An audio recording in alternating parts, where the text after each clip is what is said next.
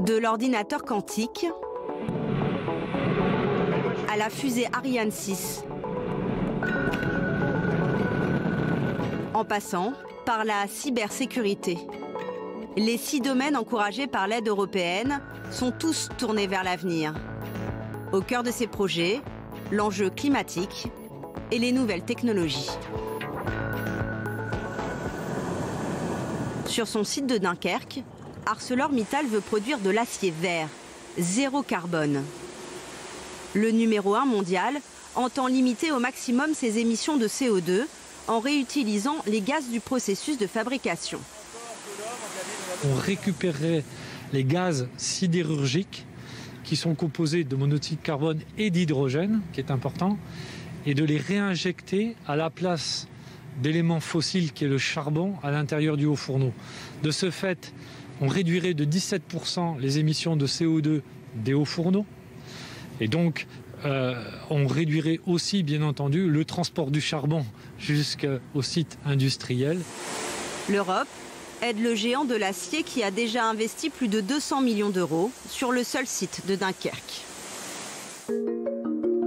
Autre projet qui a les faveurs de l'Union européenne, la production de batteries pour les voitures électriques. L'année dernière, Emmanuel Macron visitait à Nerzac une usine pilote issue des technologies franco-allemandes. Vous m'entendez souvent parler de souveraineté européenne, qui est de dire on doit pouvoir, nous, Européens, produire nos propres batteries. C'est ce grand plan d'un Airbus des batteries électriques qui a été lancé, dans lequel on va investir massivement avec nos industriels. Ce sont plusieurs milliards d'euros qui vont être investis dans ce plan de charge. Et donc c'est un investissement inédit.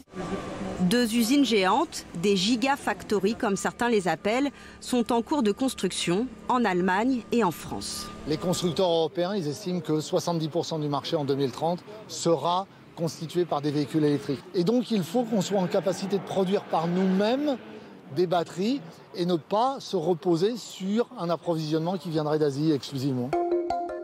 Pour réduire drastiquement les émissions de CO2, beaucoup parient sur l'hydrogène vert, afin d'alimenter les véhicules particuliers, mais aussi les transporteurs et les industriels.